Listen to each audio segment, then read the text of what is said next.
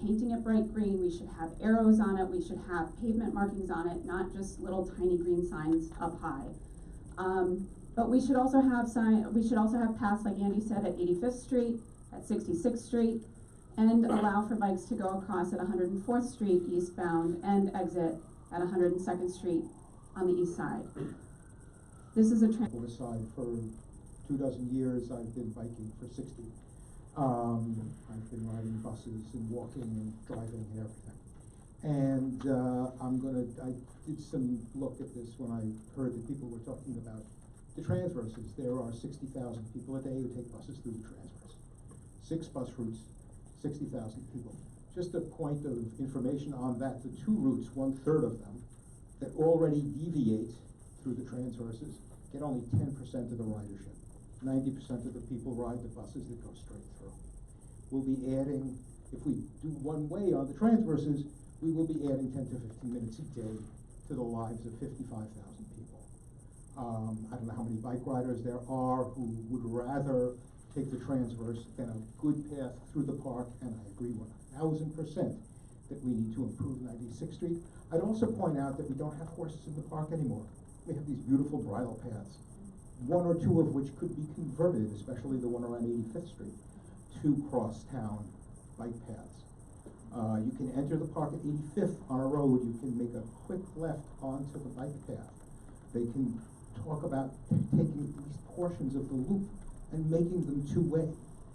The loop doesn't have to be 1-way for bikes. It's a wide loop and bikes aren't that wide. So we can do things that don't involve disrupting the buses, disrupting the Ubers, disrupting the taxis, et cetera, and so forth. And we should be doing them, and shame on the Parks Department and shame on transportation for not having done it before. The other thing I'd make a point about the transverses, and I'm not a geologist, I'm only related to several. The transverses are sunk down. At 96th, where the doctor died, is about a 40-foot drop off the top of the reservoir in 2 blocks. Water will leach out. If water can't leach out, the retaining walls will collapse. Water has to leach out. It has to be a danger. At that spot, and in cold weather, it's going to be an icy danger. There is probably nothing that anybody can do about that. That's a guess. But I would say that you might want some city authorities with scientific background who could weigh in on that. Okay? I'm done. Thank you. So my name is Ryan Smith. I'm actually over here from the Upper East Side tonight. And I don't have the institutional memory or the knowledge of the park that some folks have, but I can say through my own work recently advocating on this issue, there's a tremendous appetite, not only over here, but on the east side as well, for safe routes through Central Park, as well as safe routes to and from Central Park, accessing the river paths on both sides as well. So that's a point I just wanted to highlight with the DOT rep here tonight as well. And I guess I would just say to the committee, there are a lot of us who are focused on street safety issues over on the east side, and we definitely look to the west side and to CB7 for leadership, and we're looking forward to having you lead on this one, and we'll be right there to support you in front of your counterparts on the other side of the park. So, thank you. Down here. Okay, my name is Brian Hoberman. I live at 97th in Amsterdam. The 95th Street. Mike is not working. Oh. If you turn it on, it will. Roberta, you want to try this way? I'm Brian Hoberman, 97th in Amsterdam. The 95th Street crosstown route for cyclists is far from ideal because of the poor terrain, because it's curvy, because it goes up and down, because of the poor signage, the poor markings, but it's the best we have right now. I think the DOT currently puts up signs on bike routes along streets that indicate east side directionals to the east side and to the west side. And I think that would be useful to getting to the bike path at 95th Street right now. Even I have trouble finding which path it is, and if you're coming from the Loop Drive, there's really no identification of it, and I think that would be very useful to at least people get point people in the right direction. And of course, there's no connecting route to the 5th Avenue, which I think is very important. Thank you.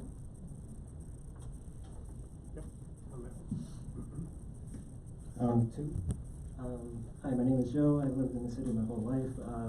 I grew up on the east side of Central Park and now live on the west side because it's way better over here. And I spend a lot of time traveling back and forth between my family, my old doctor, my friends. And a lot of times I actually take a car, and I'm an everyday bike commuter, but I take a car across town for 2 miles because I don't feel safe bringing my dog across town, or I don't feel safe traveling with my wife across town through Central Park. And so a safe crosstown bike lane in Central Park would actually allow me to convince my wife to bike with me, which would be really nice, and I'm sure I'm not the only one. Thank you.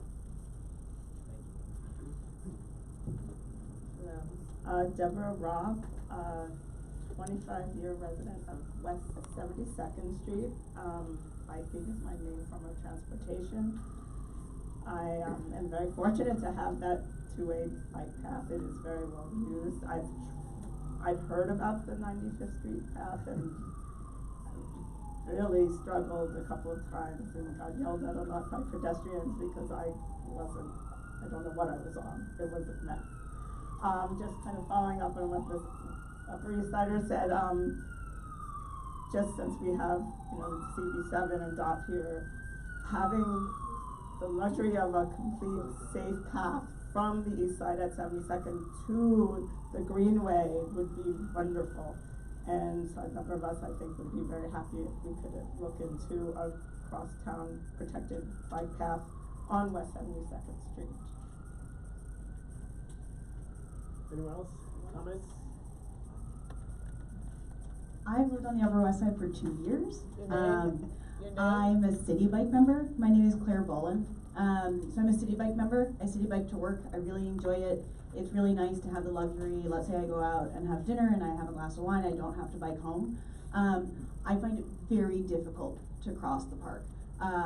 Similarly, I have learned all my bike signals. I wear my helmet, and I can't figure out how to cross it, and therefore I take the bus.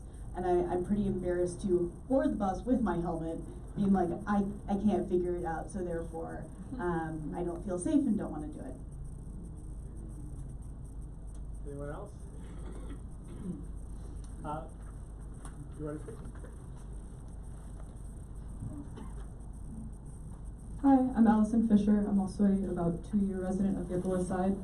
I've just learned about this 96th Street bi-directional path at this meeting. I am a half bike, half subway commuter. I like to see people all over town. I primarily take the transverses because I thought that was the only way. Every time I do it, it's very scary, especially at night. So I know there are a lot of competing issues here, but that's my 2 cents. A better way, a better, fast and efficient way to get across the park would be valued. Any other comments, questions, criticisms? Criticism? See hand over there. Hi, my name's Becky Batchelor. I've been living on the Upper West Side for about 2 years. A bunch of people moved there then. And I work on the Upper East Side. And so I take the 96 bike path every day. And it's awkward.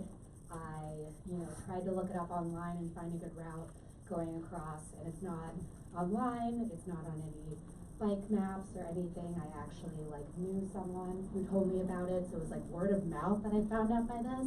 And I've biked through the park, so there's no signage, it's not anywhere. I do it every day. I've had a host of different experiences of pedestrians yelling at me. I had a man jump in front of my bike and tell me, "Get off your bike, you're not allowed to bike here." And I'm like, there's a bike sign right there, and I stop and point at me while he screamed at me. So it's a great way to, a fun gamble to start your day. I would also like to mention that we need more bike paths crossing the park because the safest route is at 96, and I work at 5th and 79th. And so because I can only cross at 96, it means I have to exit the park at 96, now go past a ghost bike, a memorial for the doctor who died, every day on the way to work, and then bike 20 blocks south on 5th Ave, which is not safe biking either. So if we had additional, so my options are 96 or go all the way down to 72nd, which is just completely out of my way. So we need more and better options. Thank you. Gentleman in the back. Hi, Scott Rademacher. I've been living up here now 2 years, 10, so break the mold. Seems to me that there's two issues here, right? There's getting through the park, and then there's the actual transverse, which are used by commercial vehicles. And so how are we going to differentiate where the focus will be? That's my question. What will we decide? Are we focusing on fixing the park paths so that people can bike across safely, which I'm all for? Or are we talking about putting bike paths on the transverse where commercial vehicles are? And so I appreciate, I know, and you can respond, but in my opinion, leave the commercial vehicles alone that transport the majority of the people that get across town back and forth between the east and the west side. That's it. Well, I'll just follow up on your comments, because we have representatives here from the DOT and from the Central Park Conservancy. This has been an issue for years. What was the thinking over the years on getting across town for cyclists in a way that they wouldn't interfere with pedestrians? I mean, I have to tell you, we have to work, as what the Conservancy mentioned, Caroline, we're working closely to see what can be done to improve the routes or create routes that will be safe for cyclists. I mean, I don't know what the thought was or the thinking was at the time. I mean, example for commercial vehicles traveling through that area. But it's something that we have to reevaluate, given that we have to make accommodations for all users of the roadway now, given that, you know, cycling has become such, you know, a big thing in the city, as well as keeping motorists safe. You don't have the floor, she does. Let her talk and then you can get a microphone. Yeah, and Colleen is the microphone. I asked for an answer. It's not giving an answer. It's either you and one. Thank you. I'm gonna let Colleen talk next. I mean, as I mentioned, we would have to evaluate that and take a look and see what the rationale was in allowing commercial vehicles. I'm not familiar with that, you know, with the thinking or the thought with that. You know, I'd have to get back to the board on that. Well, two things. Point of information. The DOT controls the transverses, and that is not under the jurisdiction of the Central Park Conservancy. I'm assuming that's correct. And the paths to the park are just the opposite. The Central Park Conservancy controls them, and the DOT really doesn't have. The Parks Department, right, controls them and not the DOT. I just want to get the facts right. That's correct. And again, I don't know much about the commercial vehicles that are traveling and the routes that they're taking there.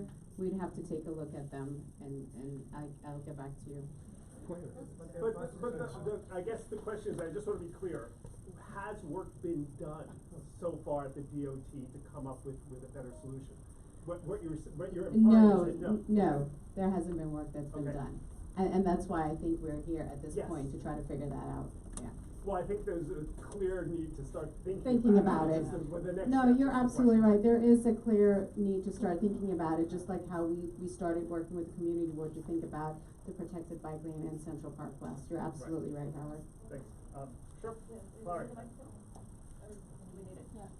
So, Are we now moving? I think someone in the back has a question. With regard to this specific, not general, but with regard to the specific question that this person just asked and the history on that, I was probably chair or co-chair of the meeting that some members of the public referred to here some years ago, of the Parks and Environment Committee, where the meeting I'm thinking of is where we were presented with the proposal for what some people have called the 95th or 96th Street shared pedestrian and cycling path, which I believe is called the 97th Street crossing. Caroline can correct me. We all know the one we're talking about, not the transverse, but the one across the park.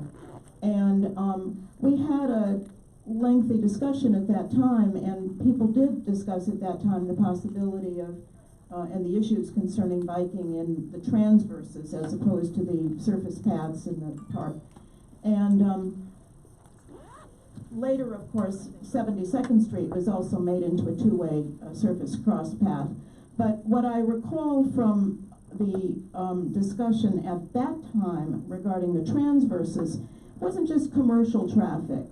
What the agencies told us at the time, it might have been DOT or the Parks Department or a combination of them, was in part because of the reasons that one gentleman here referred to, which was the topography and the depth and the ice and the curviness and all of the physical attributes of the transverses, combined with the narrow sidewalks, the narrow widths, that at least at that time, without regard to whether there were commercial vehicles, because there are tons of buses and other motor vehicles, at least at that time, it was fairly convincingly presented that it was not practical to make the transverses into cycling routes.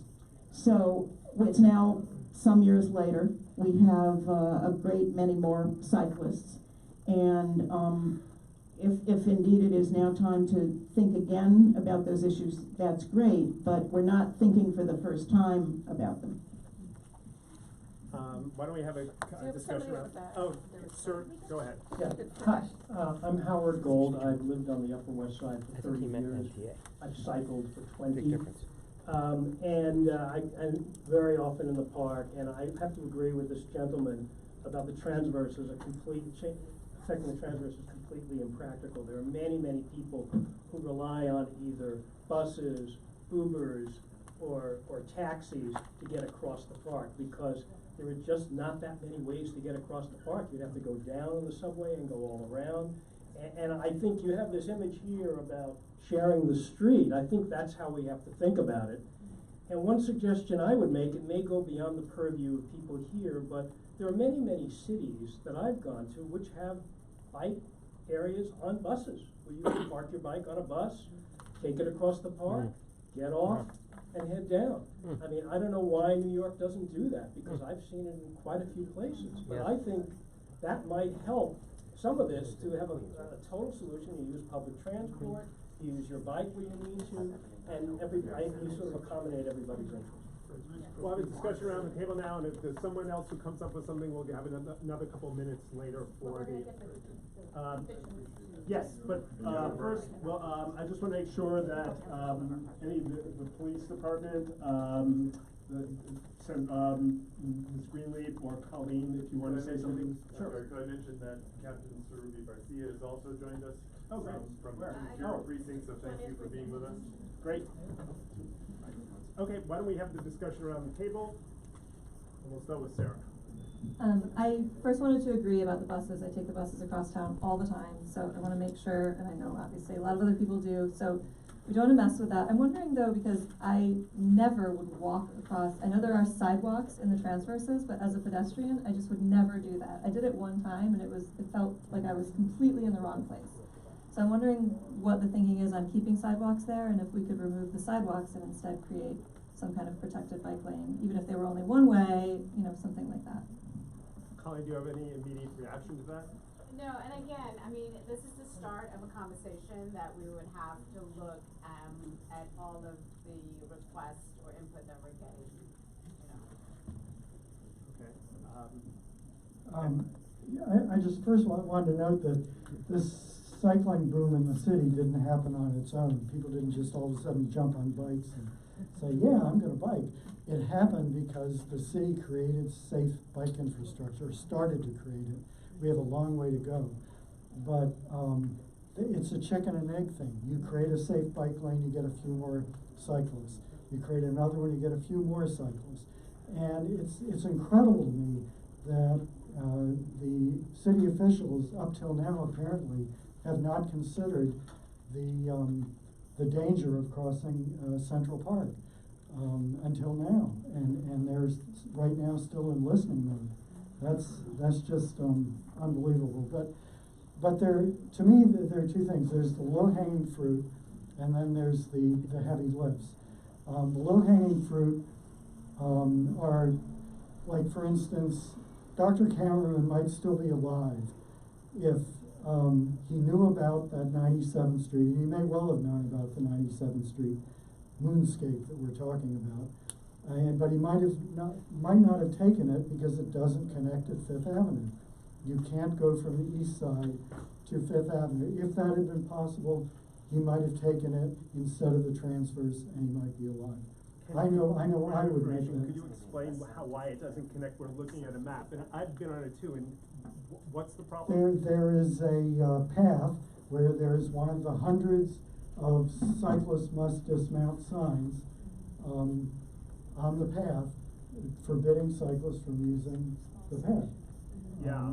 So On a bike. on a bike, you can walk the bike, but it's like a quarter mile, eighth of a mile to quarter mile, and it doesn't go all the way, right? And so if you're in a hurry, you might make the decision to take the transfers, as dangerous as that is. So that would be, to me, an easy lift.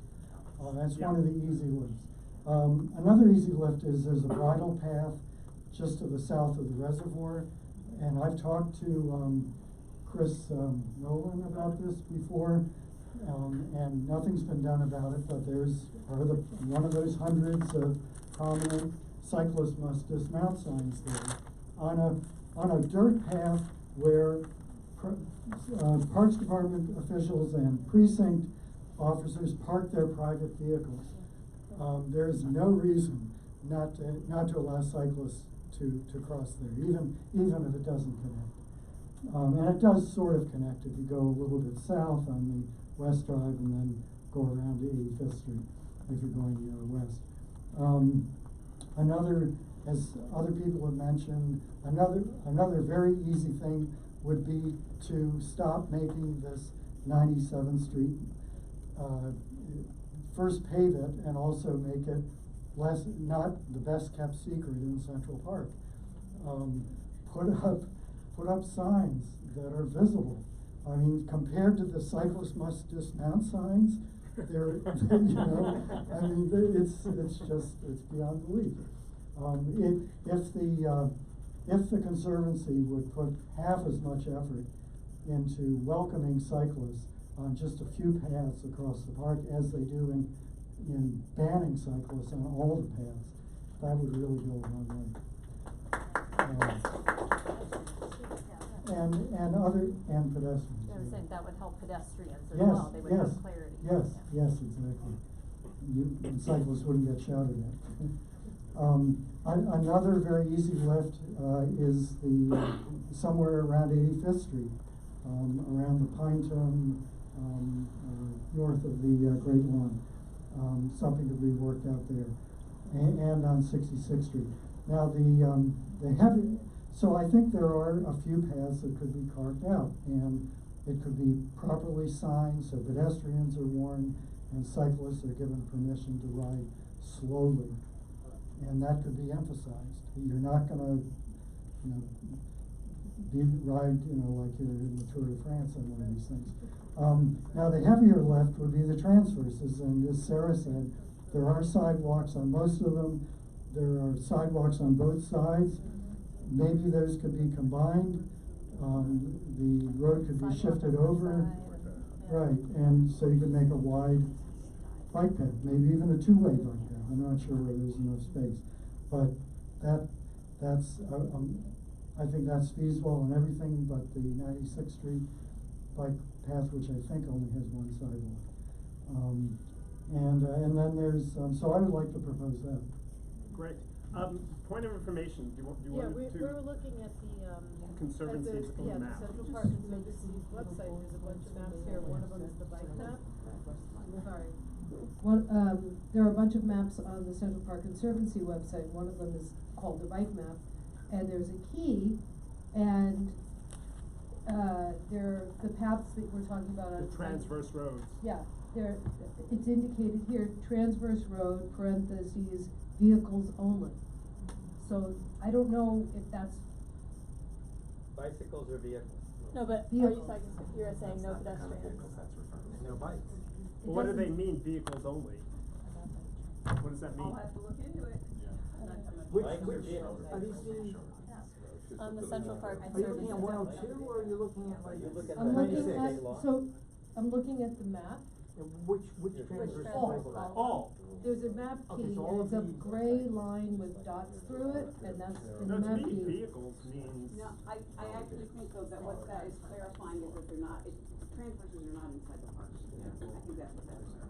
That's not what it says. That's not what it says vehicles only. And meaning like it's not intended for bicycles. So, maybe some of the information is, conveyed in a confusing way, but I think it is to convey that they are actually not part of the park path system, or the park drive system, because they aren't. Okay, that vehicles only doesn't say that to me. Rich? Yeah, can I have the mic?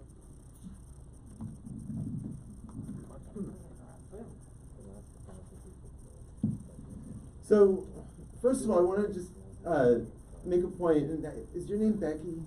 So I think Becky is a great example. We have a lot of clear avid cyclists here, and the cyclist community is very, very passionate and very enthusiastic, and that's great. But it's not just the cyclist community that this is an issue for. I have an employee now who previously lived on the Upper West Side, worked on the Upper East Side. There's no good way to cross from the Upper East Side to the Upper West Side. The buses are the best we've got. We don't have subways, obviously, and they're really slow. So crossing from one side of the park to the other could take easily a half hour versus 10, 15 minutes on a bike. So we're not just talking about the really, the real advocates who are out in this meeting. We're talking about a lot of other people who you wouldn't think of as cyclists. They're just normal, everyday people who are trying to get to work or get across the park, and there's no good way to do it. So for that reason, especially with City Bike provides this new great way of getting from one side to the other, but there's no legal safe way to do that. So we need to realize it's not just the diehard cyclists who are crossing town. And definitely the point, the MTA, the buses are critical, and we can't do anything that compromises the buses, and if anything, we should try to do things that would speed up the buses to create that much more of an opportunity to cross the town, to cross the park. And we've long been saying that this is an issue, especially when City Bike was first introduced on the Upper East Side and the Upper West Side.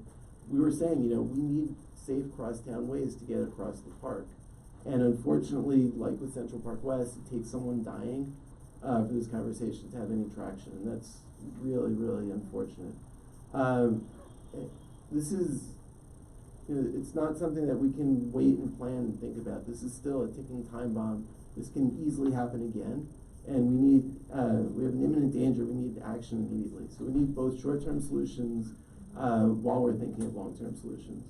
One thing I'm hearing tonight is I'm seeing a lot of finger pointing with a lot of different city agencies, DOT, parks, the Conservancy, the precinct. There's no one owner of this issue. Right. And we need someone to own this issue, because there will be more fatalities. And we can't have it say, one piece is owned by DOT, one piece is owned by the parks, one piece might be a hybrid, we're not even really sure. Gotta be someone who's on point for addressing this imminent issue. To Ken's point, there's so many signs telling cyclists where they can't go, which, if nothing else, creates a clear message that cyclists aren't welcome, which could force law-abiding citizens, and I didn't know the doctor, but he might have been just so trying to follow the law, intimidated by all these signs, figuring, well, cyclists are allowed on the transverses, and might have done that just to ride safely. They're not. Well, bikes are vehicles, so depending how you define it. But there's just such a clear message that cyclists can't be in the park, but no message of where they can be. To people's point, the 96th Street or 97th Street Greenway is very, very poorly marked, and it's not complete. So even when you're on it, people will yell at cyclists that they shouldn't be on it.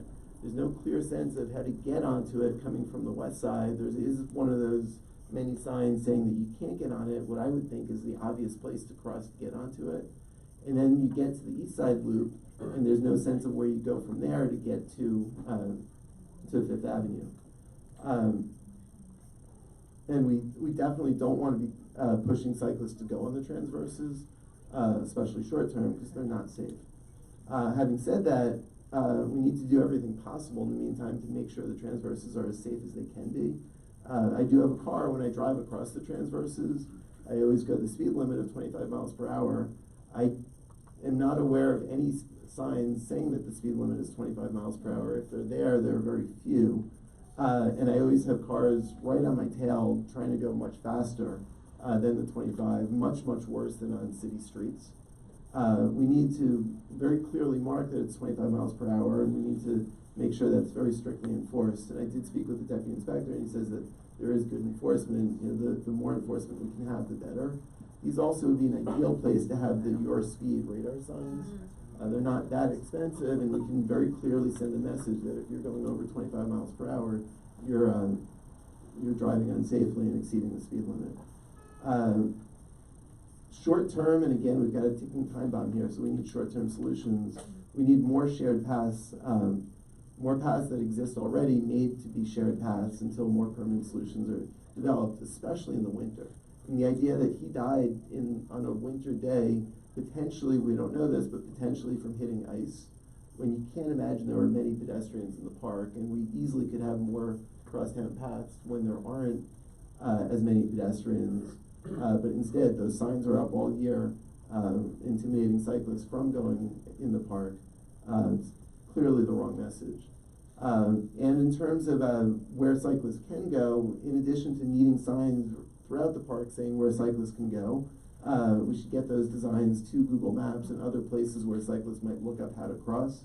I don't know what City Bike uses for its plan a trip, but anywhere that cyclists might go to look up how to cross town, there should be clear messages.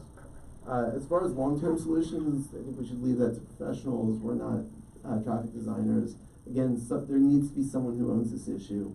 Just a few parameters. One thing is cyclists are unlikely to go more than 10 blocks north or south.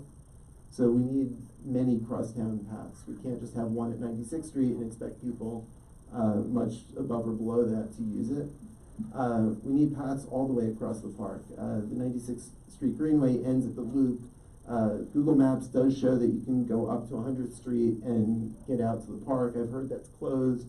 It's not marked at all. I didn't know about it. Cyclists, just like if you're driving a car, you don't want to take a route that makes you go onto a ferry. Cyclists don't want to have to get off and either walk or put bikes onto a bus. That's not going to happen. We need to make sure that there are crosstown paths that go from one side of the park to the other. Again, the bus is essential. Even if DOT does consider Councilmember Rosenthal's idea of making the transverses one way, the bus routes need to be two-way. So we would need to have two-way lanes.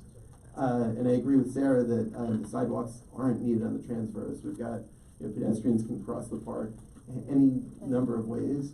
If that's space that could be used for cyclists, that's something to consider. Ms. Greenlee, do you have something? I think it's a good opportunity for me to clear up a misconception about the dismount signs. First of all, the dismount signs have been placed, the Conservancy, in conjunction with Parks, has put an increased number of dismount signs on paths. We deployed an increased number last summer.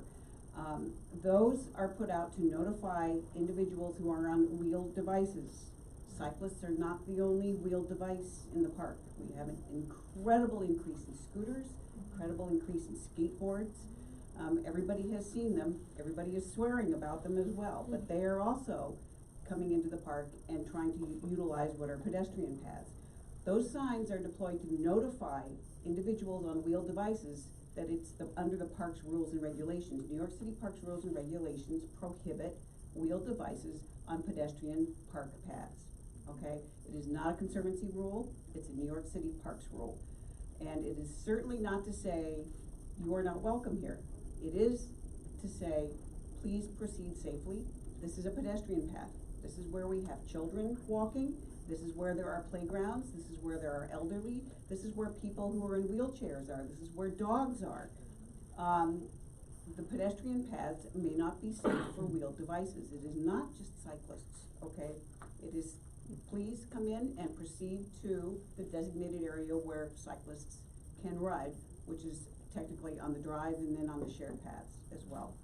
So when we did the, Clary, it's a good point, 95th, 96th Street cross shared paths. So what do you call it, 90? I have usually referred to it as the 96th Street because it's actually parallel and begins at 96th Street there. But when we did that, it's a good point. The 102 down to what I call the 102 ramp on the east side that goes down to Fifth Avenue was actually closed back in 2011, which is when we did the cross path. 2012, we, in working with DOT, 72nd Street was became two-way. But back then, 102 ramp was closed. It is open now, and so I have noted that maybe we should be able to communicate a little bit better. Because from the 97th Street cross path, it's literally 5 blocks to get up to Fifth Avenue. And I think What if you're heading west? So if you're heading, it's a little more difficult when you're heading west. I understand. But you could also go 102 and go the 102 cross through the park, and then do a very short walk over to West 100. It's by no means perfect. The park was not designed for cross commuting. It's not a commuter's corridor. Even for pedestrians, it wasn't designed to get across the park quickly. I'm sure everybody here has heard there is one straight path in the park, and that is along the mall. It is a scenic, wonderful place that is a sanctuary for everybody who goes into it, but it was never designed for what people are demanding is a current use. So anyway, I just want to clarify though about the dismount signs. The other thing I'll tell you is that they were in response to a number of complaints we received from people who had encountered wheeled devices. I'm not going to say which is cyclists, wheeled devices on park paths that they considered to be dangerous. So we responded, and please note, one of the things on the sign that is actually really proven to help the safety in the park is that whenever you approach one of those signs and from the outside of the park to the drive, it actually has an arrow on it that indicates which way on the drive, technically right if you're coming from any part of the outside of the park, that you have to go on the drive. This was in response to the fact, and anybody who cycled in the park, you see them. We've got more rental bikes in this park. I mean, it's an explosion. They don't know where they're going. They don't know what they're doing. This has actually had an impact on that, and we've heard a lot from the public that, oh my goodness, it's making a difference. And we see those big tour groups, they're still blocking the paths, but at least they're walking. And then when they get on the drive, they're actually going the right direction. So we actually encounter more New Yorkers going the wrong way on the drive. So, and they know what they're doing. So, but I just wanted to clarify that. Thank you. Roberta and then Ken. I just had a question. Roberta, do you have a question? Yeah. Caroline, I just want to make sure I understood. You're not you've already created one shared path in the park. You're not opposed to at least considering more, are you? Thank you, Ken. As I said, it's not a matter of the Conservancy actually making a decision. We would not be even working with the other agencies if there was an opposition stance at this point. We are looking at all options, okay? Roberta? So I often walk through the park because the crosstown bus is slower than I can walk. So if the weather is good, I just walk. I've found, and it's enjoyable because I'm actually in the park. I'm making better time, but I'm actually enjoying the park. I find that a lot of the bikes just don't follow the signs, and I think the signage in the park has been greatly improved. So I think that's good. I think the transfers, you know, there's some of the transfers, like at 79th and I think 66th, there are sidewalks on both sides, and I rarely see people walking when times I do ride the bus. So it would make sense to think about having a bike lane, although I don't know if you have enough room to make it protected, which is enough. I know we have voted that unprotected bike lanes we don't consider safe. Yeah, I'd like to. So we agreed to put this on the agenda tonight because of two reasons, safe and direct, and I think everyone here cares first and foremost about safety. I think there are a whole lot of things we don't know the answers to, including what is going to actually make it safer for people who who want to cross the park, whether they're people, pedestrians, whether they're cyclists, and anyone else. So my suggestion would be, if there's any way we can sort of come back and have a meeting where we literally have 2 or 3 slides where it shows which rank the transverses, which one is the most dangerous. Like realistically, we're not going to be able to put in 4 transverse bike lanes in one fell swoop. I would like to know which ones are the most dangerous, who's using them, what the realities is and the efficiency of actually getting the transverses built in a timely fashion before another life is lost, versus on another slide, putting in the measures within the park that can make things more safe and more efficient for cyclists. I think we all know we don't want to spend an hour on the bus, but we also need vehicles going through those transverses. There is a 42nd Street, S-train subway that a lot of us take every day to work, me included. There's no option to do that other than a bus anywhere else. So we want to make sure that buses are also efficient. And one thing we haven't talked about tonight is emergency vehicles. I, for one, have a family member who would have died if he did not get efficiently across the park in an ambulance. I would not want to see any measure taken that would not allow emergency vehicles to go efficiently through the park. Mark and then Kari. Thank you. Thanks. So I want to start by observing one thing about the transverses, which is that they were never built for any of these purposes. They were built in the 1850s, 1860s, and they were designed to hide traffic from the experience of being in the park. And as Caroline mentioned, the park was not built to be a commuter route, although it has to serve many functions now. So I think that the approach that's starting to evolve around the table is a very sound one, which is, and I would even say that there are three different groups, which is the immediate low-hanging fruit, there's the next step, and then there's the longer term. There need to be safe routes. I think you're onto something, Elizabeth, with a map and what is and is not feasible. I would sort of add to that as we rank these things, it would make a lot of sense to see that if the 95th Street existing shared path with some improvement could be made to be more functional, then 96th, the transverse might be the lower on the list there. With respect to the buses, obviously going both ways on the transverse is essential. That can't change. It would disrupt the buses. It would disrupt the commute. It would disrupt everything. So that's and then the issue is the way in which the transverses hide themselves from the park is that there are bridges that go over the transverse road that are kind of Robert Moses in design, even though he was 100 years before him. They're very low, so trying to get through them, and I'm not even sure a bicyclist on the sidewalk who isn't paying attention wouldn't clunk one's head. But what I started to talk about was maybe three categories instead of two. The first is the lowest hanging fruit, which strikes me as some manner of shared path. But our experience in Riverside Park has already taught us that shared paths are not the ultimate answer to these things, because all the signage in the world, even if it remains in place, and I accept that it doesn't, isn't going to get us all the way home. So the middle ground would be to try to evaluate both the expense and the feasibility of some kind of individual path for pedestrians and an individual path for wheeled vehicles, if that's the term we're using, because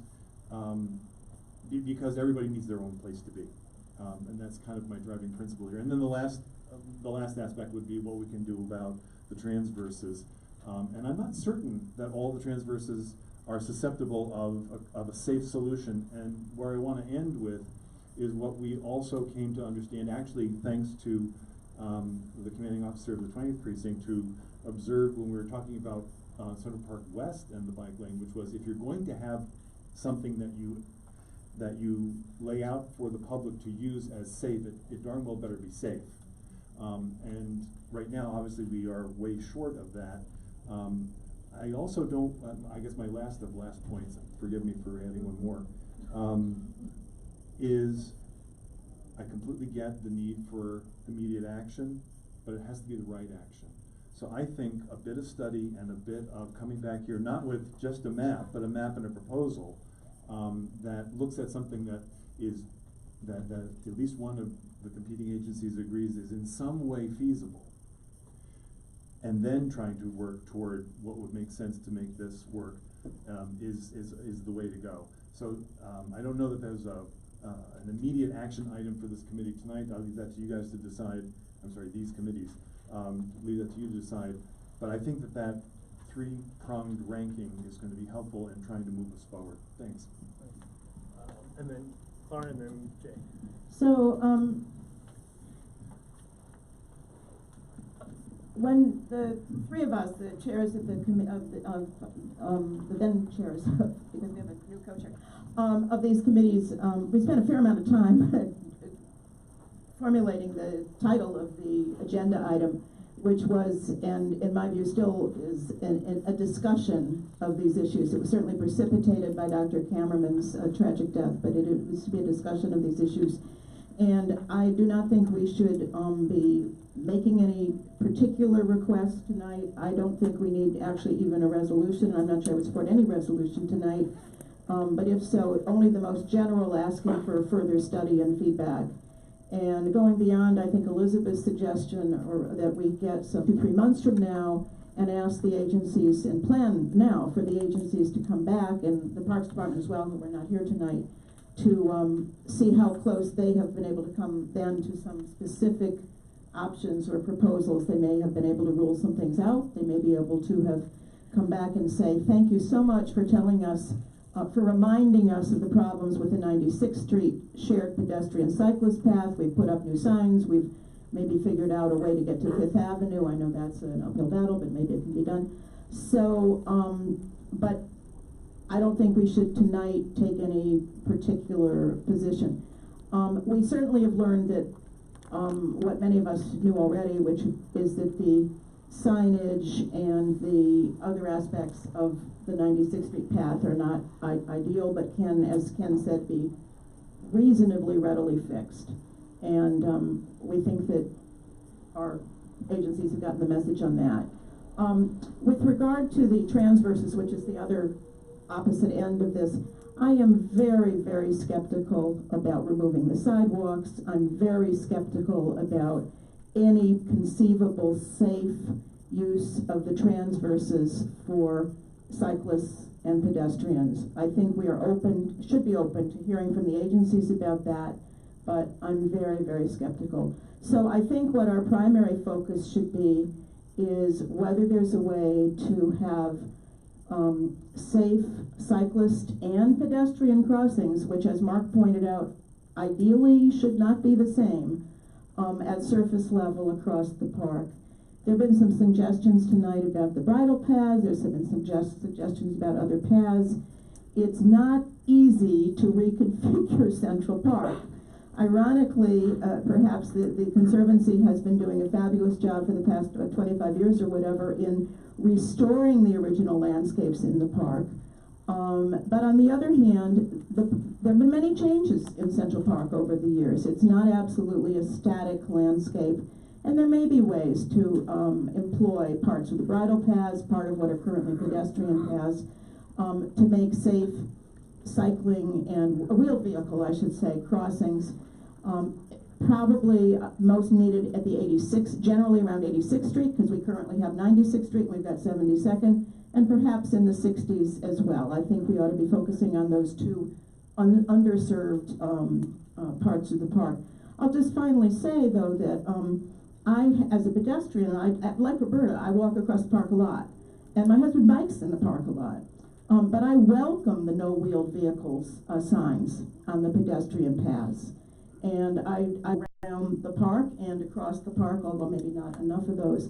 So I don't think at all that our focus should be on turning pedestrian paths into shared paths. I think there have to be, as Mark was suggesting, solutions that work for both, but not necessarily the same paths.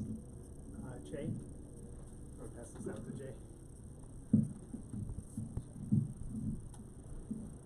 Yeah, I was going to say, and now I just have to echo what Mark said and what Clary said. I profess no expertise in this area, so I defer to all the experts, but it seems to me that it's almost unquestionable that the best solution, best permanent solution, is to have dedicated bike lanes east to west, dedicated pedestrian pathways east to west, not to merge them, and at the same time look at the transverse roads and decide what kind of signals they need, what kind of signs they need, and preserve that access for all of the reasons that so many people have said. I have a question.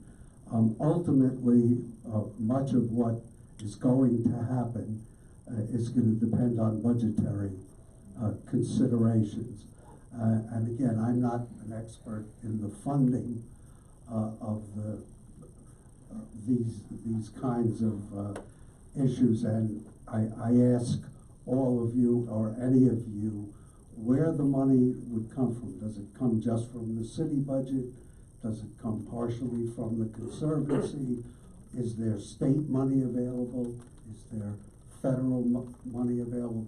And I say this because ultimately one of the things that we should be thinking about and can do is to exert pressure, political pressure, and community pressure on our various elected officials at different levels. So if somebody can just quickly educate me as to what the funding sources are, I think it would be helpful. Jay, I think, and unless Caroline or somebody else knows something different, forget state and federal. That's really not, I don't know of any ready vehicle for Central Park for state and federal. For the most part, the restorations, which have involved some changes in configuration of landscapes to some extent, for instance, at the Lasker pool, although that's not an original landscape, but that's now a huge project that will reconfigure that area. For the most part, those funds have been private funds contributed to the Central Park Conservancy with, and Caroline, is this right, to some extent there have been New York City funds that have gone towards some of those projects. I think city funds, I believe, are going towards the Lasker project, I'm not sure. And of course the transverses, should anything happen to them, that's New York City Streets, that's DOT. Is that a full answer to your question? You know better than I if it's a full answer. I'll also make a I point just feel it's important to know what the funding sources are, so. Some of the solutions we're talking about, the appropriate funding for is us de minimis. For instance, signs for a path across the park or certain of those things de minimis. Okay, Barbara, you haven't spoken. I just want to say I'm not a bike rider. However, I have walked in the transverses a couple of times. I find them very dangerous, very scary. And I don't see why anybody should have to go through the transverse in a bike or walking. They're horrible. That said, I mean, this seems like a no-brainer to me that bike riders need safe routes through the park, east-west, west-east. But I'm not familiar enough with any of the transverses to really know. Even the east-west parts in the park, when I walk in the park, I tend to get lost and I do a very meandering kind of thing. So it would be very helpful to have another meeting and to be able to see on a screen everything that we're talking about so that we could really make informed decisions and rate things in a, order of how we want to do them. Of course. Andrew? For those folks who have mentioned how slow the bus ride across the park is, it would be great to know if you're referring to the wait for the bus or the actual travel time of the bus. Putting your card in and having it wait 4 seconds and then spit it back out to you will be gone because the Omni card will be here and all you have to do is tap. So at least that part. But for those who are expressing displeasure at the speed of the buses, please tell me if it's the wait or the actual travel. It's the actual travel. Well, that's the traffic speed, obviously, because the bus can't. Well, because there's enough traffic that what happens is that certain times of the day, there is so much traffic. Right, so think about that when you talk about the transverses. Right, well, that's the problem with the transfers. Yeah. Generally, the wait time, because 96th Street is very congested with, everyone gets off the train station, so 96 at Central Park gets really congested. Actually, it's easier for her to walk to Columbus, catch that bus, and sometimes they'll skip 96 in Central Park and go straight eastbound. So usually it's the wait time, travel. I mean, there's a lot of M96 are there, but just to add a couple of things too, I think one of the solutions would be, I was just asking my girlfriend because she would learn to ride a bike but never biked through New York City. She's from Chicago, so she's biking wherever, but she would feel, I mean, I think most inexperienced bike riders would feel more comfortable in a protected bike lane. Anytime we do ride, I have a city bike membership, it's always in Central Park and it's always the same area, so we never get to explore. So I think a separate bike lane in Central Park, I know that sounds a little extreme and as far as the solution goes, but I think it's somewhere we can look and then cut the fat and figure out a great solution. Cause shared paths, I just worry about, babies walking around having fun and then cyclists just zoned out, not seeing it. In the morning puppies and dogs can play off leash and they can run in, we can have a terrible accident there. So those are just some of the things I was thinking about, how we can keep all of our neighbors safe. So, first of all, I just want to clarify, I think keeping pedestrians safe has to be our #1 priority. We don't want to create conflicts between wheeled vehicles and pedestrians. I agree that we don't have any long-term solutions we want to propose tonight. However, I strongly disagree about having a resolution. I think this is an imminent issue, and I think we can have a resolution. I'm going to propose it right now, which is #1, to take short-term action to prevent another tragedy. And that can include clearer signage about where wheeled vehicles can go to cross the park. Because there are some routes, I didn't even know that 102nd Street is a viable option for getting out. I think there needs to be clear signage. That's a quick, easy fix. #2, stricter enforcement of vehicles on the transverse. #3, your speed signs. And #4, picking an owner of the issue who is responsible, or if that's not possible, at least having a cross-agency task force with a representative from each agency addressing the issue, and then asking either this one owner or the cross-agency task force to come back to us in a few months, maybe April, with proposed solutions for the idea. 2 points of information. The cross routes, there's 72nd, which is already very well laid out, and then there's 97th, which is terribly laid out. Is there something I'm missing? I just want to make sure. 102. Yeah, there's 102. But it's a question of whether people know about them. And the fact that I ride a lot in the park and I didn't know that 102nd Street. 102 is separate from 97, or? Yeah. So Yes. we have to get off totally separate routes. Or take Yeah, there's the road Oh, that that goes. road, okay, where the Central Park jogger was. Yeah, so the idea that the chair of our transportation committee, who's a cyclist, doesn't know that is an indication we need signage. I wasn't thinking of that. And the other thing is, when we say clear owner, Parks isn't even here tonight on this issue. So and with all due respect to Colleen, there are bike experts in DOT, and no one else is here. Colleen is our able community liaison, but she's not in the trenches on this issue. I just want to say, I agree with Rich that the first step to take is with the resolution. And I concur with the points that you've highlighted, which are very important that, all 3 agencies need to look at. And in moving forward, it would be Parks, DOT, and the Conservancy working together. Obviously, something needs to get, and the precinct. But obviously, something needs to get done, and the way to move forward with it is with a resolution. And I agree that the board should issue a resolution. Mark and then Ken. Well, Ken's right there. Okay. Yeah, I agree. Resolution is needed. We don't have the luxury of time with this. So if you're using a park path and that's your way of getting across the park, you turn into a pumpkin at 1 a.m. And you have to legally use the transverses. One easy thing to add to the menu that Rich proposed is just take away the dismount wheeled vehicle sign at the bridle path, just south of the reservoir. I don't know, can I ask the precinct commander, are tickets being issued currently to people who ride there? We do not. It should be kind of something that remind people, like Caroline said, but we have not issued any summonses to wheeled devices that are using those paths. Okay. I'll also point out it's a gravel path, which is not ideal. It's definitely not ideal, but it's better than the transfers. Is there a reason that summonses are not being issued? Well, it's not something that we get a lot of complaints about how the bicyclists drive on drives from pedestrians, but we haven't gotten that many complaints specifically with pedestrian paths, and I'm out there all the time. I'll be honest with you, I don't see it. I'm not saying that I don't see wheeled devices on the path, but from what I have seen, it hasn't been this reckless, dangerous operation.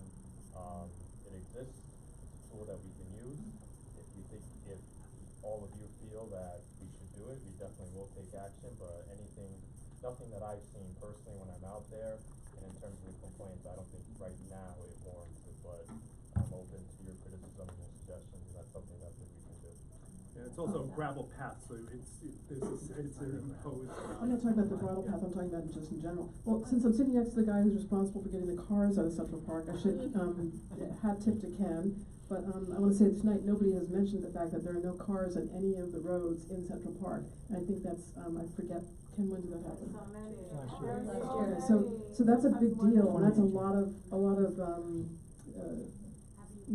real estate that's been turned over solely to the bicycles. And so I think maybe there's some like. No, it's solely. not solely. There's a motor vehicle lane also. All right, but anyway, it's a lot of real estate's been turned over to help with safety, but one of the concerns I have as a pedestrian, I use the park a lot, is that there's very little observation of not very little, I'll take that back. There are many occasions where I'm in danger of getting hit when I have light and I'm crossing the roadway, because the bikes don't stop and they're in large packs, and it's terrifying. And so I'd like to add to any, excuse me? I just would like to add to any resolution, that I think enforcement all around would help, as well as education. I know that's something that police are doing, but I think in this particular situation, it would help quite a bit. If you're talking about the dismount, if there's a sign, if it's the park policy, it should be enforced. And if it's also, if there's a red light, there's a lot of bicycles, they should be stopping. That's sort of a concern I have. You should know that, we, in the past year, mainly our traffic team has been focused on the transverses, and as you know, the transverses are a concern of ours with all the accidents, but we have redeployed some of our personnel specifically to the drives to address some of the issues that you just talked about, so it's definitely a concern of ours as well.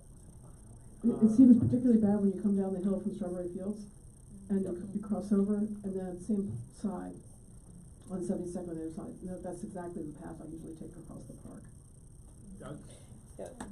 Just a quick question, focusing on the transverses, and I am a born and raised New Yorker, Upper West Sider, and I have walked through the transverses and ridden my bicycle through them, and I do find them very dangerous, almost to a point of if somebody says to me, I'm gonna do it, I go, are you crazy? And it used to be a dare when I was in high school. I dare you to walk across at night, and it's a very scary place for pedestrians, for bicycles. But my question is, the nomenclature here, we're talking about commercial, and then we talk about the MTA, so commercial vehicles are different. Does anyone know if commercial vehicles are allowed through transverses? Absolutely. They are. So, there's a height limit, so there wouldn't be an 18-wheeler going through, but a commercial vehicle is allowed. If it can Okay. go. Got it. They can fit, they can go. Right, so obviously this is going to be a question of geometry. We're going to have to see the width and what, vehicles, particularly the buses that we do not want to harm and we want to help, what berth they need when they're turning and all the angles. That's super important. So thank you for answering that question. Mark? Thank you. So going back to the resolution that Rich offered, I would support the first three elements of it, and any other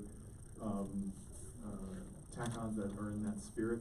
I agree that we need a lead agency or a lead driver, owner of the issue, I believe is how you put it. I don't think a resolution is how you get to that. I think that that's our advocacy that keeps pushing against that. So I'm not sure that works. I'm glad to hear others about it. But I would otherwise support the resolution that's being offered. The other thing I wanted to mention was that when there was a question about funding, we have a district needs statement and we have budget priorities, and it's never too soon to start thinking about it. And the chair of the committee is right here. And so if there's funding that's needed, certainly we should be pushing against all the possible sources of it in the immediate sense, but as a long-term matter, we should be thinking in terms of our next statement of community needs, because here's one that's just been put right in front of us, and we should not, and we should capitalize on it. Thanks. Could I ask Mark, or Colleen, or Carolyn, what's the best way of addressing this issue of just making sure that we don't have finger pointing and nothing happens? Would it make sense for the resolution to call for a task force where all the agencies band together? Yes. That would be helpful to have your input on that, because we really do want to. Okay. Colleen, what would be best? I think a task force is the ideal way to go. Right. because it's 4 agencies. Mhm. And we all have jurisdictions. Yep. In the absence of a bike man. I consider that a friendly amendment. Okay. Any other comments? Can we call the question? Well, briefly, you already spoke. I'm sorry, if I may, I just. Yeah. So one thought that comes. You came all the way from the east side. I'm sorry, yeah. On a transverse. And you're here to For talk those, about it. for those who invoked Ken's wonderful advocacy to get the cars out of Central Park. So I know on the east side, we have a lot of room now on 72nd Street because there are no cars coming out from the loop onto East 72nd Street anymore.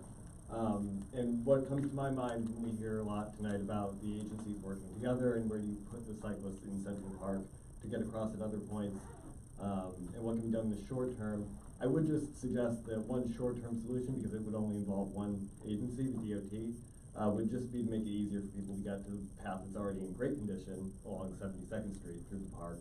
And I think there are a lot of folks who might actually, go out of their way a little bit if they knew that they could take the protected bike lane down Columbus Avenue, over a protected bike lane on 72nd Street, across through the park over to First Avenue, where there's also a protected bike lane. That's a really good point. 72nd is part of park, not DOT.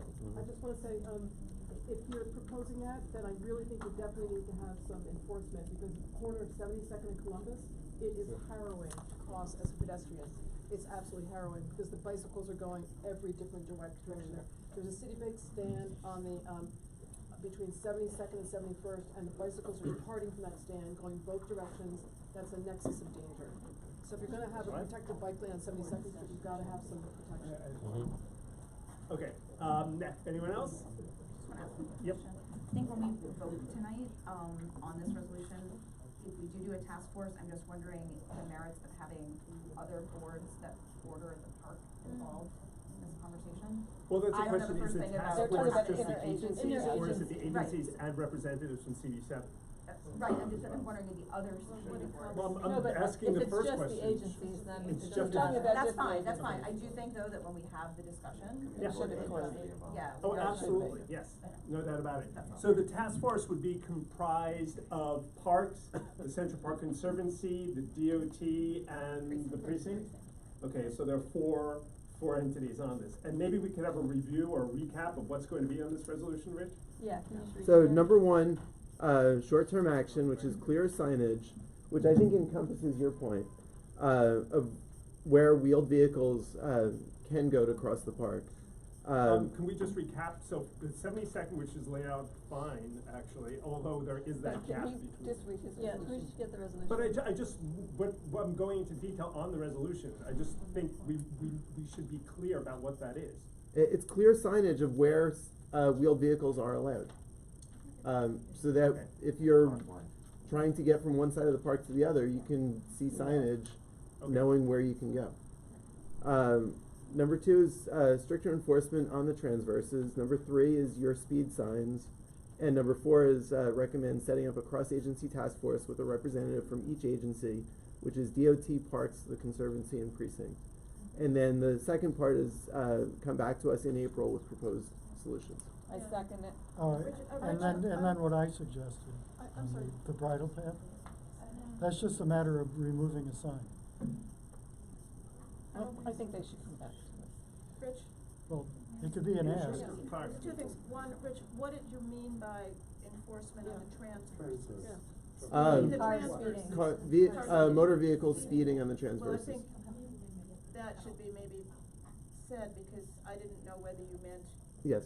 no pedestrians, no cyclists, or what you meant, so, which I think is a good idea. I mean, I think pedestrians and cyclists should not go on those transverses. But the other thing is, no, I think on Ken's thing, that is way too specific, a proposal. We're really asking to have the folks, the agencies, get together and figure this out. I'm not ready tonight to ask for any particular. I agree with Clary, so I won't consider it a friendly. Well, then- I think it is too specific. I think it is a point that's raised, so if the Conservancy sees it as viable, there's nothing stopping them from doing it. I don't think we want to include it in a resolution, because I think it'll just bog us down and prevent the resolution. Well, then maybe we could say, just ask for them to do anything that they can think of that could be easily done at minimal cost that would make, That makes sense. make, you know. Ms. Greeley? Can I just clarify, it is not a conservancy decision? Okay, Alright. that's what when I introduced, when I was here, it's really a multi-agency, which is something that's actually, the ball's already rolling on it.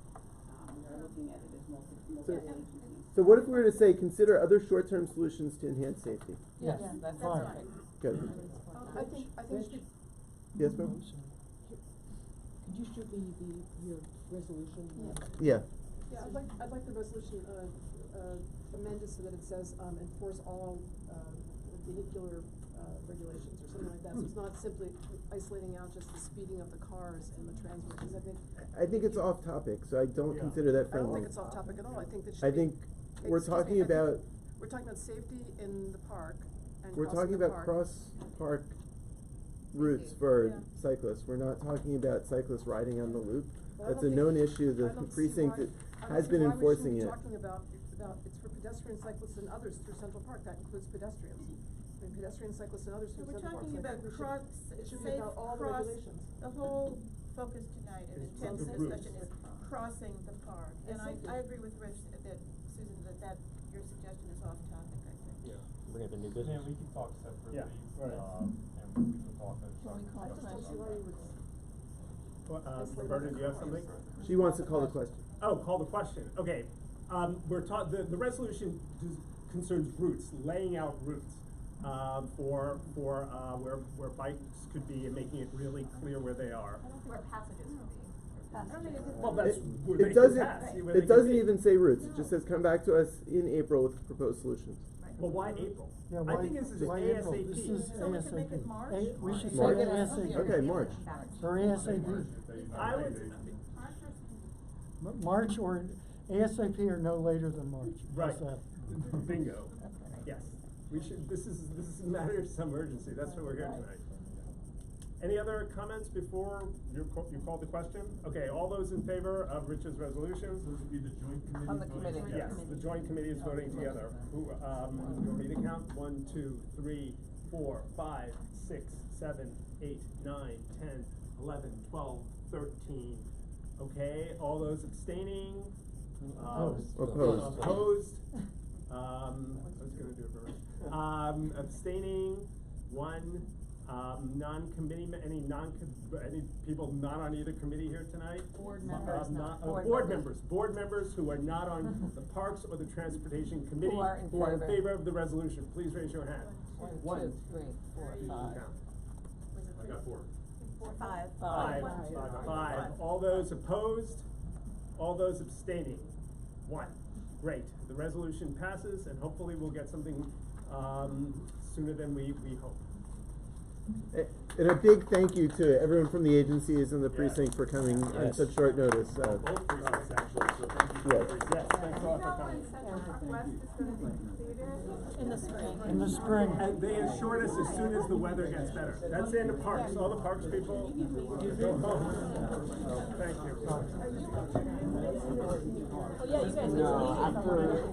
When I get home. When I get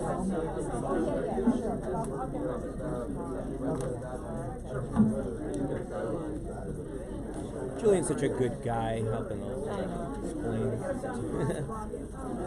Is someone here from 370 West End Avenue? 370 West End Avenue. He's in the mic. Mike. Oh, do you want to deliver a report? Okay, is someone here from one of the precincts who would like to give a brief report? Sure. And a brief request that if you were here for agenda items already completed, if you're done with what you were here to attend, if you could kind of quietly make your way out, that would be great. The Transportation Committee has some other agenda items. Thanks. We're still meeting. Please take your conversations outside. Or stay and observe and participate. Dispatching buses. I do not. I did musical theater. All right. Did you? I didn't know that. I want to hear about it. As long as it's not. And then we'll quickly run through the other agenda items. Please keep it down. Hey, Jay, read.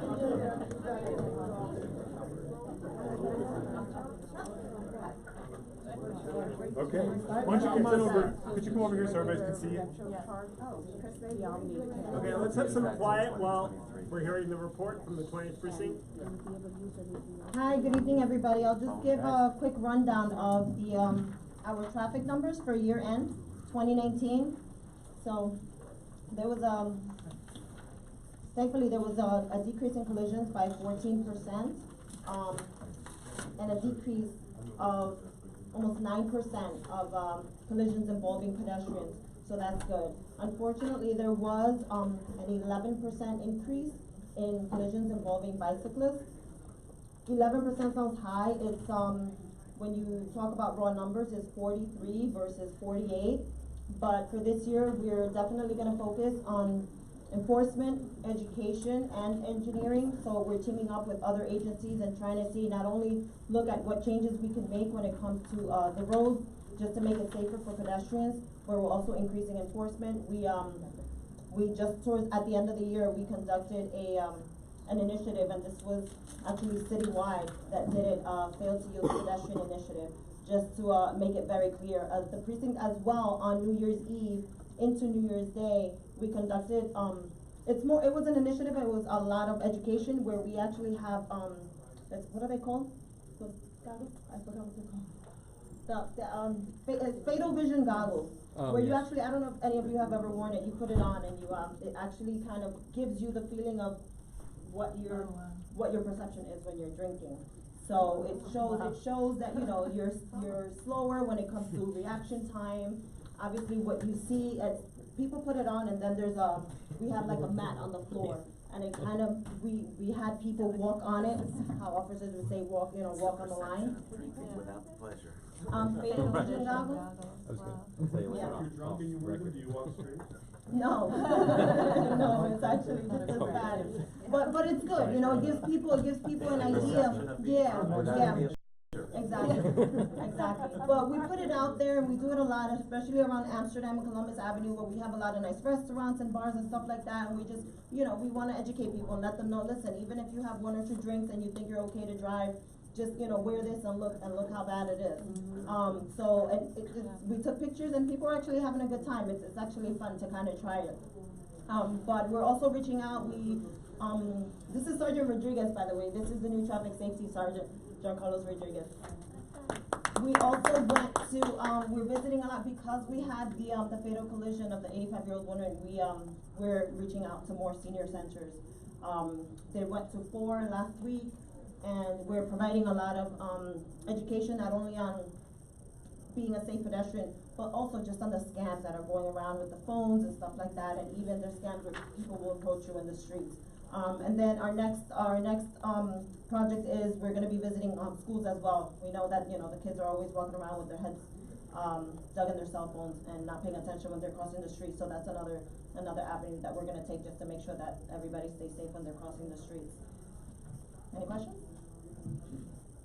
Given that there's been an increase in cyclism injuries from 45 to 48, I think you said? 43 to 48. 43 to 48.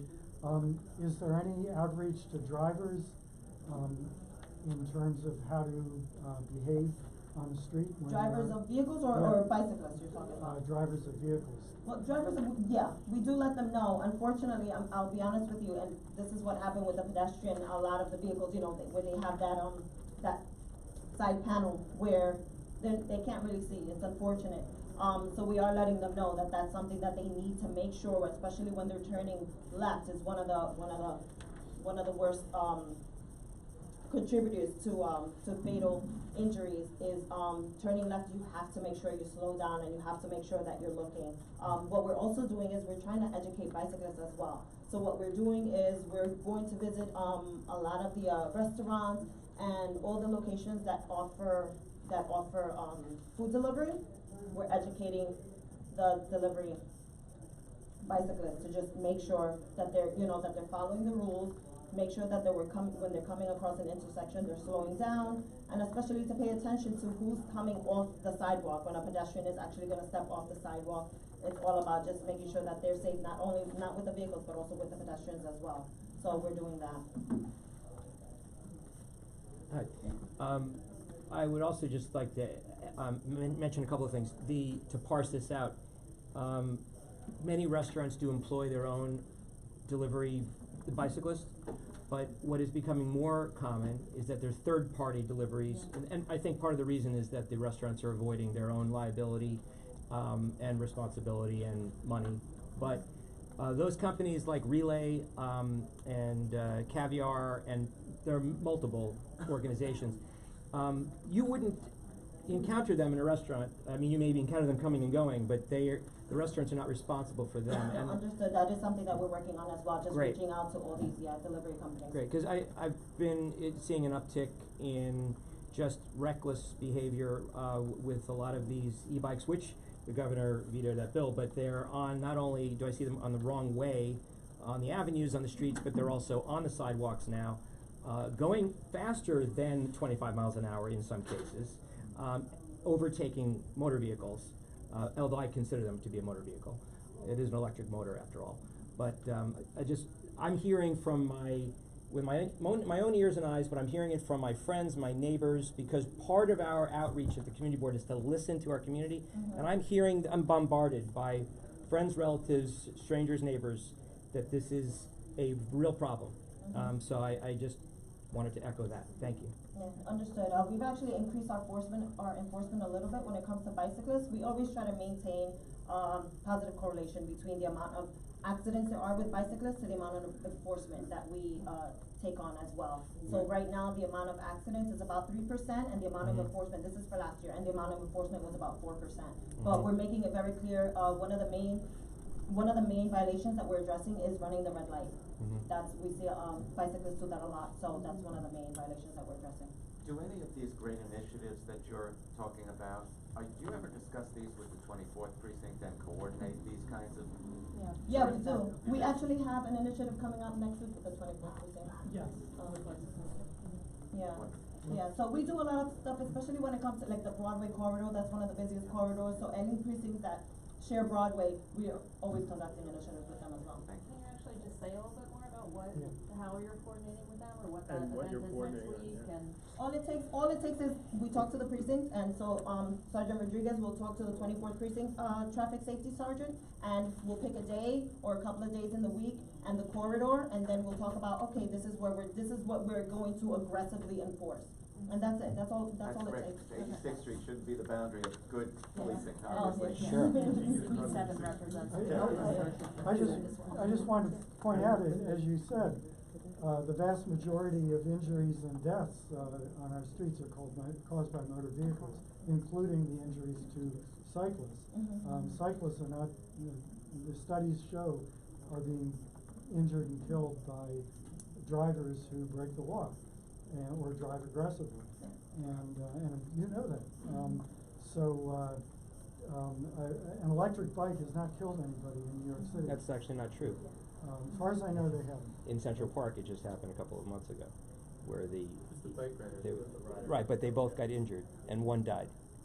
That's a fatality, is it not? Well, it was the electric. Okay. Anyway, that's my point. Yep. Yeah, so the last collision, or not collision, the last stats that came out for moving violations in November show that the amount of moving violations that were given for driving with your cell phone have decreased 80% from their peak. Actually more for the 20th precinct, and distracted driving crashes have actually gone up. Is there anything you're doing to address distracted driving? Well, the reason why the number of summonses has decreased when it comes to driving and talking on your cell phone is because a lot of people are using Bluetooth now. Usually driving and talking on your cell phone, the violation itself is you have to be operating a motor vehicle and holding a cell phone to your ear. A lot of vehicles now have the Bluetooth, so that's why if you look citywide, the summonses have gone down citywide when it comes to that. Maybe you still may not be concentrating as much as you should. Agreed. Agreed. Any other questions for, You had a follow-up. I just had one follow-up to that. So I was recently hit by a car in November, and the crash report was marked as no injury when I said I was injured, and it also said the cause of the contributing factor was unspecified, even though it was all on film. And I'm wondering how the data is actually. It was all on film? Yes. So, what do you mean? Like there was a camera from? I had a camera on my bike, but the precinct refused to actually look at it. And the contributing factor was unspecified when the driver actually admitted on film to hitting me because he was trying to squeeze around the car. Where did it happen? Where was this? This was on 63rd Street. Okay. West 63rd? Yes. We'll talk License after, and plate I'll take some info, and I'll definitely take a look at this accident report. I follow up on that. Any We had other someone else in questions? the, any other questions? Great, thank you so much. Have a good evening, everyone. Thank you, you too. Thanks. Let's move along. Anyone here from 370 West End Avenue?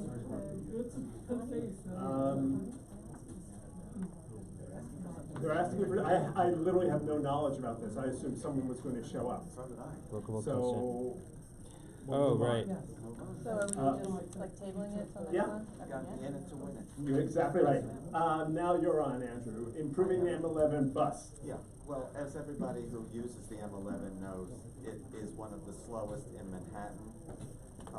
The amount of traffic in encounters south of 59th Street before on the way to the Lincoln Tunnel is just unbelievable, which means that the actual physical buses are not available to be sent back northbound to provide the northbound service. So this endless delay in the rush hours and midday, actually, it's all the time, makes the M11 one of the least dependable buses. So anything we can do to improve the flow of the M11 and make it better for everybody, including what I've read in the proposal, which is to give it its own lane between 59th Street and the Lincoln Tunnel entrance, I think would be a real home run. Well, too bad that's not I read it, and it looks like Board 4 has passed such a thing, but I would certainly support that initiative. What's the specific proposal? It's on the second Oh. page. Yeah, it's in the second page. There's a letter from Community Board 4, and they talk about physically separating the bus lane from vehicular traffic from West 79th Street to West 34th Street, except in areas under construction, as well as installing transit priority signals. It actually affects 5 different community boards if you want to go north-south, so. Yeah. I think it's. I'd support it. It would be good for everybody. Yep. Okay, make it. I propose a resolution to, go along with Community Board 4 and speed the M11 bus in the ways that they detail. Second. I've also been in conversations with the community today about the M11 bus, and so the assembly member has a letter in the hopper, which I will share with you tomorrow. I just want to see what you guys are talking about tonight, in support of that priority. Great. In fact, it has become so unreliable due to the problems that ridership has decreased, which, some bean counter at some point is gonna say, oh, we gotta cut the service. Right. Yeah. So, it's a no-brainer. Let's have the resolution. Yeah. All those in favor? Anyone opposed, abstaining, non-committee members? 3. Anyone opposed, abstaining? Great. Let's hope they can make some improvement. Street co-naming guidelines. Well, it seems that our last 2 approved renamings were turned down by the city. Evidently, their standards are a bit different from ours. And refresh us on which the last 2 were, please. Really? There was the super. Oh. And can you? Oh, wow. 80th Street, right? Yeah. Right. A much beloved super. Yes, very much, yes. And then what was the other one? I remember. Was it the mushroom guy? Or the teacher? Was it the teacher? The teacher. Oh, the teacher on yes. Park? Yeah. Yeah. No, it was the teacher. I'm not surprised by the teacher, actually. The city council has standards for street co-namings, and they're right. They're in front of you. Why don't you take like half a minute to look at them? Well, yeah. Oh. Wait, the city council votes on it? Right, we're advisory to them twice a year, I think. And they vote them down? Yeah. It's the chair of the, isn't it, it was Mark Levino, I think, right? Really? He was at one time the chair of the park. I thought it was. Yeah, I didn't think it was. I would think. Well, Rodriguez is. Yes, it's on if it's Yeah. transportation. Probably a subcommittee. Oh, do you know? I'm sorry, Julie, you were speculating. Extensive committee. I just wanted to preface this with, we wanted to support the last resolution that came through here, but it just, we were told that we were unable to bring it to a vote if we did not reach the city guidelines for their street. So, that's. Well, where the they're issue is. attached. I don't have to think so. Wait, This one here. Thanks, John. Thanks. Can this be on top of our guidelines? But yeah, I mean, you I can't. think to the extent our guidelines are much more liberal, we need to tighten them Yeah. up because we're just giving people false hope and wasting our time by approving. No, say adopt this? all of these plus Yeah. our Yeah. guidelines. I don't think we should get I rid of think our if they meet guidelines. these, They will meet ours. Yeah, they will meet No, ours. they don't, because we had a certain number of signatures on a petition, we had, no, that's Right. the street, Why didn't we meet the criteria? They just didn't, they didn't meet the criteria listed there you for don't- city guidelines. I have this. Extensive community involvement. Extensive, but you guys have an and or with the signatures portion, it has to be extensive in the sense that they are recognized in a way that would be notable based on what they're listing on their criteria. Providing aid to members of the community, I mean. Importance to a significant population, maybe Yeah. maybe it's significant, is that the problem? Well, Does that's have to be if they someone- aren't a New York City resident. Oh, that's right, of course it's resident. I think the key one is 3A. I think they didn't meet 3A. Three. But three, it could be any of them. Those are ours. I don't think they He meant met any 3C. of them. They didn't. But what about 3C? Yeah, he meant 3C. Well, I guess they view extensive differently than we do. Community, extensive community involvement or activism. Yeah, I don't, yeah. Providing aid to members of the Well, he was community. doing his job, so I don't know if that's. Are there limits to the number of street renamings that can happen? My knowledge that there's at least Like, it's not a situation where like this, it was either this or another one? They said no to both of them, and my understanding is the UFT actually called the speaker's office to try to get that street renaming for the teacher pushed through, and that, I mean, even that lobbying did not have any effect. It needs to hit their criteria. But I mean, I had to have a conversation with the guy with the. To me, the teacher meets the criteria here. You know, the super, you could argue, was doing his job, but the teacher, I guess you could argue she was doing her job. I'm sorry, I was out talking to Sergeant Rodriguez, but, what about all the, secondary street names that were given out for people who died in 9/11? That's it, they have They a died specific in the, criteria. yeah. They died. That's in Which here. one? Which one? Three. Yeah, 3B. Yeah. Well, that, no, but they didn't. D. They didn't. Yeah, it's 3D. Also. It's 3D. We also have 2 streets named for traffic violence Well, victims. I don't think that really covers that either, sorry, but. Why? I think a special exemption was made for 9/11, by the Okay, way. all right, well, And then also that's we fine, don't know and the that's date of fine. when Yeah, these were last I done. just think maybe another special exception, then I think maybe special exception Like should be Helen some. Rosenthal's son was one of those. No, not her son. Brother. Her Brother, excuse me, brother, Yeah, Andrew, right, Right, yeah. yeah.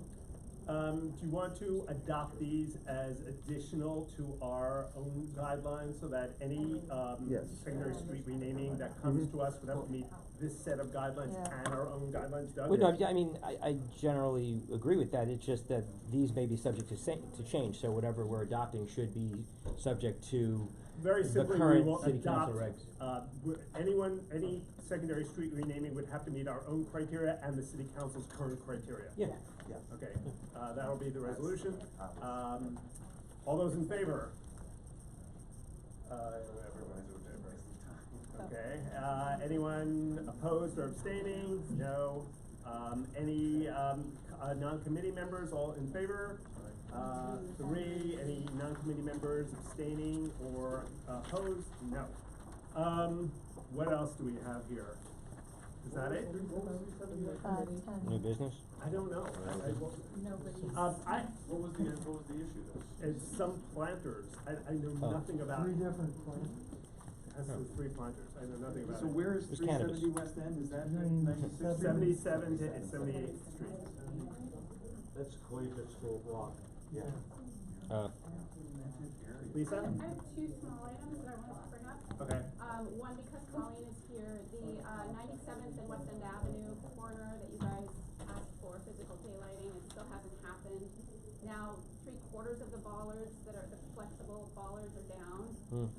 It's really, I'd love an update. I know, we are planning to put a granite but we don't have the contractor to do that.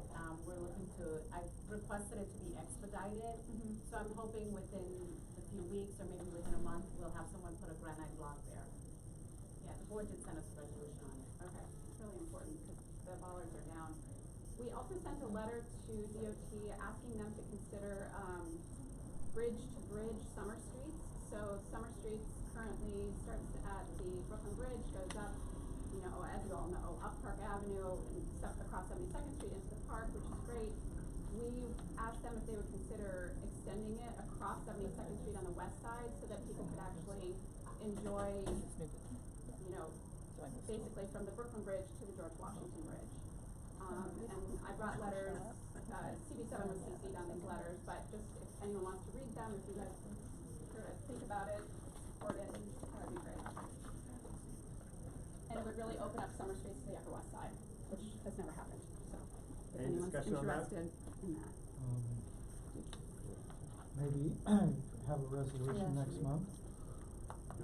Yeah, if committee members. I mean, can see talk a about copy it of the on the letters that were agenda. sent to the board. Okay, yes, we'll put that on the agenda. I have something, I just wanted to say that, there was an issue that passed the committee unanimously last time, and there were some committee members who oddly enough voted against it at the full board, and I think that to some extent undermines the work we do here. So if people have an issue with something that we're deciding on, I urge you not to vote in favor of it and then raise the concerns at the full board and vote against it.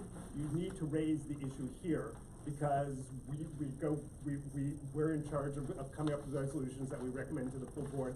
And again, it undermines the committee's authority and our work to the extent that people support resolutions here and then pull the rug out from under them at the full board. So I feel very strongly about that. And so I urge you to speak up here about your concerns and not go ahead along with the resolution and then pull the rug out at the full board. Any other issues? I have one. Oh, great. I've been working with Sergeant Rodriguez and Deputy Inspector Maryland on this issue, having to do with illegal police surgeon stickers, which are put in cars. They cost $250 and they enable you illegally to park anywhere you want. They are not legal. They are not legal, but they look like they're legal. And this really irks me because first It's like of all, the placard. it's like it's a full color phony placard that goes in your on your dashboard. Costs $250 through a website which I have. I don't remember what it is offhand.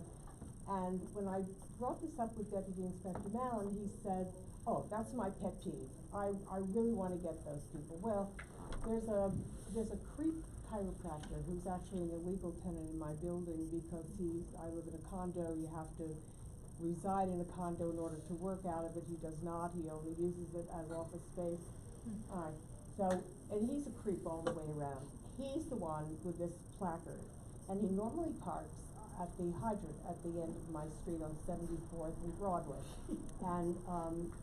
And they told me to call him, so I did, and Sergeant Rodriguez came out and they confiscated the placard and said, "Oh, he's never gonna be able to use this again." But lo and behold, within a week, the guy had duplicated it, and he's now, you know, the next day he's parked somewhere else. It was yesterday, and then when I emailed them, Alan got back to me and he said, you know, we're totally swamped with the water main break. We can't do it today, but let us know the next time.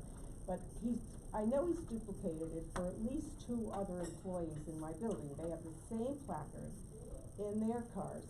So this is probably rampant. And you know, when we talk about loss of parking spaces or using curb space for better use, it seems like the first one that we ought to be targeting are these people, because I'm sure that this is a rampant citywide Did you tell phenomenon. Inspector Mallon about the website?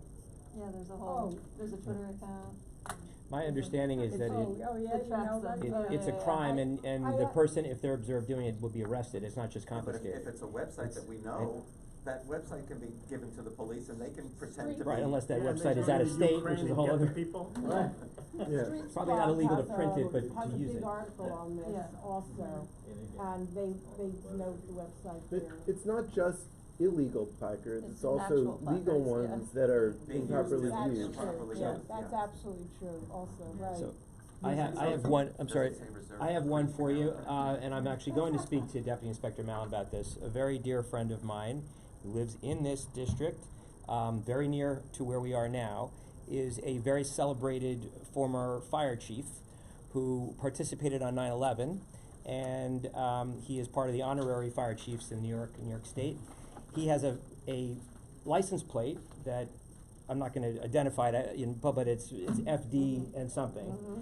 Someone has illegally copied his plate and has been using it all around the city and has garnered up thousands of tickets to which his vehicle was booted.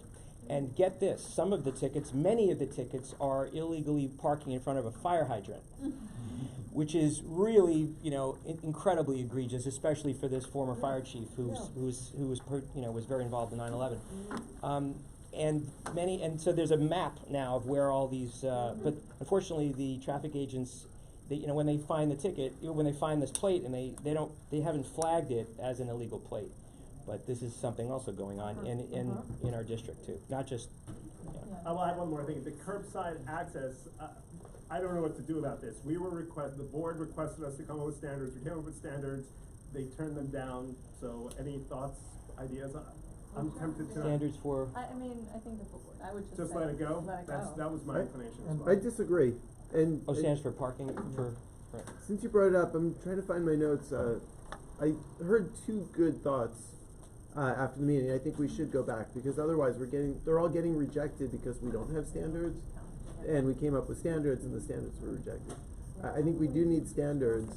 I need to find what both of them were. I know I remember I texted, Howard and Ken, but one of them was, looking at whether there's, other curbside space on the block that can be used. Well, that's what we tried to get at with the fire hydrant. Yeah, so I think we could expand it to broader to curbside space in general. And I think a second one, if I remember it, I'm going to try to find it, was that the building has individuals who require curbside access. Another one that's obvious, but if we spell it out, I think it could help pass the board. Identified individuals who are either elderly, disabled, or have children. Basically describes more than half the neighborhood. Yeah, but, That's the point, though.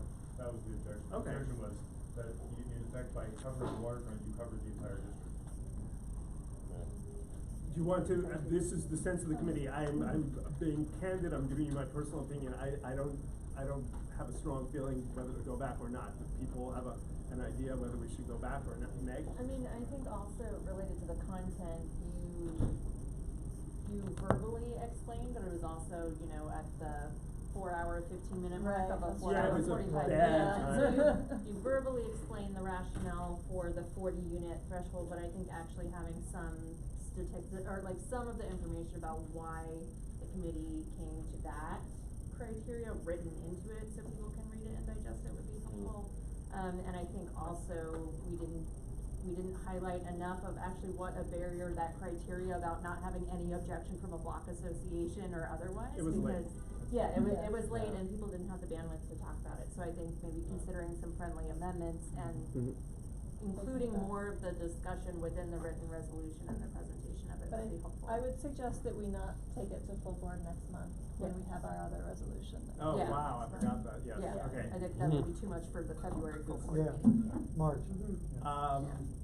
If I could just interject for just a brief second on that, you'll be hearing from me at steering about ideas on how not to have another 4-hour, 45-minute long meeting. I have a couple of ideas where I can trim the meetings, and you'll be hearing about that from me. I would be very interested, short of not allowing people to talk, which is something that I'm very concerned about, because we're there to hear from each other and the community. On the other hand, and we don't put a time limit on ourselves, and I'm either, but some awareness of that is gonna factor into it, and any creative ideas that anybody wants to offer at steering next week would be great to receive. I have, I guess, one more point too then. This might be a steering conversation, but I think it directly relates to this committee because it's about our resolution, is if you could give us an update on these small group meetings, because They it's a haven't little. happened yet, they're gonna happen at the end of the month, that's when we could do that. I guess it's just, like, it's a little confusing to me as a board member and a committee member, whether they're community board meetings or what is exactly the way that they legal evolve. outline Yeah. and. So the way that they evolved is that there's an attempt to change the tone of conversations. Yeah.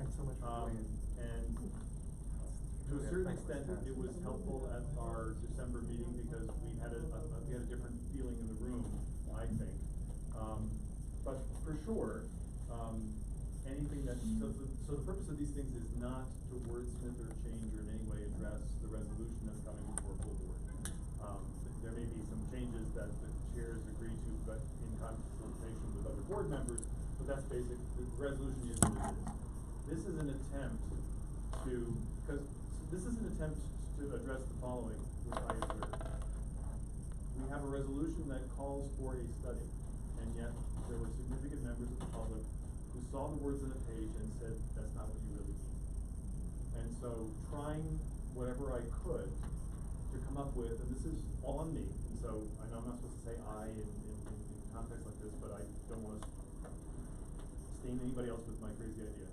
This was my attempt to continue our work of trying to change the tenor of the conversation. And so the purpose of this is to try to find whatever middle ground there is in terms of a way of expressing ourselves, not in terms of a specific content. And I will report back to this group and the full board. Are any community board members going to be at these meetings? I will certainly be there, and there's room for, we're trying to keep it small, because the whole idea is not to have a big meeting where everybody feels necessary to go to their corners and say the same thing they always say. So, there will be a couple of board members, and if any of you, certainly on the transportation committee, want in on this, let me know, and as long as we don't overcrowd the room with board members, that'd be great. And I mean, to your point, like, because it's not kind of open and public, I hope that it's not gonna then somehow be like brought up at the full board meeting as in an attempt to like influence our conversation, because especially if some board members are there, but others weren't able to go. Do you know what I mean? Yeah, I do, and it is a community building event, it is not a CB7 event, and like I said, I am not gonna participate in any discussion that says you ought to change